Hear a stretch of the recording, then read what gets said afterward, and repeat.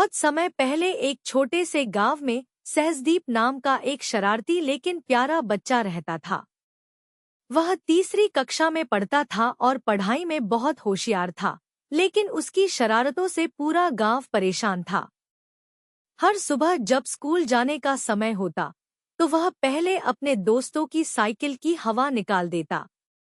कभी मास्टर जी की चप्पल छुपा देता, तो कभी किसी की पानी की बोतल में नमक मिला देता।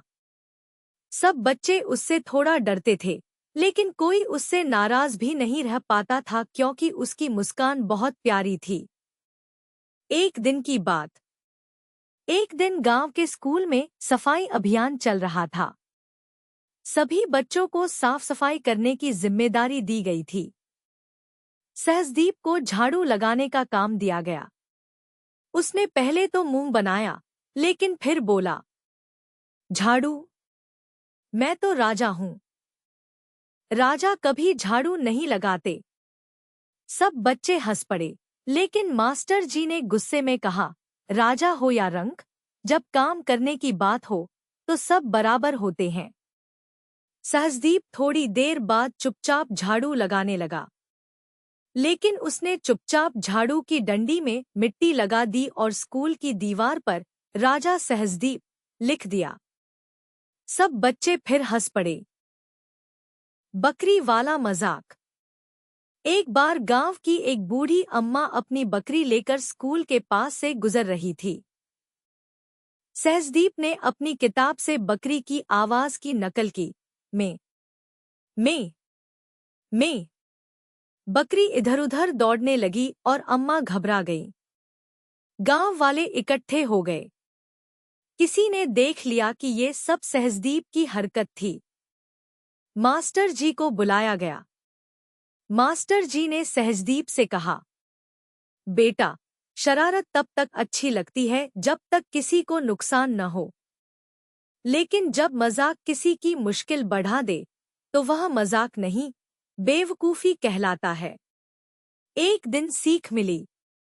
एक दिन सहजदीप स्कूल आ रहा था, तभी उसका पैर फिसल गया और वह कीचड़ में गिर गया। उसके सारे दोस्त उसे देख रहे थे, लेकिन कोई भी हंसा नहीं। उल्टा लवप्रीत उर्फ विक्की और हरमन ने उसे उठाया, पानी लाकर उसे साफ किया। वीडियो अच्छी लगी तो हमारे चैनल को सब्सक्राइब जरूर कर देना। सहजदीप को बहुत शर्म आई। उसने कहा, मैं तो हमेशा तुम लोगों के साथ मजाक करता रहा, फिर भी तुमने मेरी मदद की। मैं बहुत गलत था। विक्की मुस्कुराया और बोला, मित्र वही जो बुरे समय में साथ दे। लेकिन अब तू अपनी शरारतें थोड़ी कम कर दे। नया सहजदीप। उस दिन के बाद सहजदीप की शरारतें कम हो गईं। अब वह मजेदार बातें करता था, लेकिन किसी को नुकसान नहीं पहुंचाता था।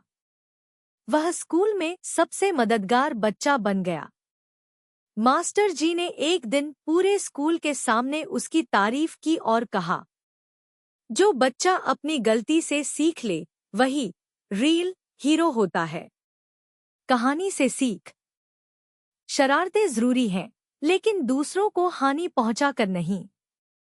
मजाक ऐसा करो जिससे हंसी आए, किसी को चोट न लगे। और सबसे बड़ी बात, गलती मानना और सुधारना ही असली बहादुरी है।